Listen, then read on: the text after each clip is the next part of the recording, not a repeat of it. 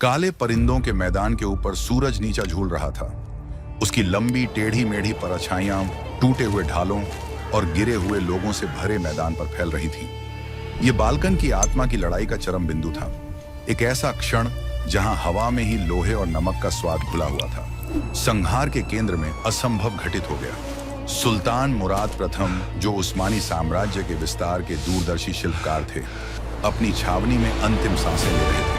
एक हताश हत्यारे ने सत्ता के सबसे भीतरी घेरे को भेदते हुए उन्हें मृत्यु के घाट उतार दिया था। ठीक उसी समय युद्ध के बिखरे और रक्त रंजित मोर्चों के बाद सर्बिया के राजकुमार लाजार अपनी अंतिम लड़ाई का सामना कर रहे थे। एक मरती हुई सल्तनत का बोझ उसके कंधों पर भारी था। जब उसे फांसी के लिए ले जाया जा रहा था, उसकी आंखों में जलती दुनिया की ठंडी आग झलक रही थी। मानव युद्ध के इतिहास में यह एक दुर्लभ और भयावह विसंगति थी।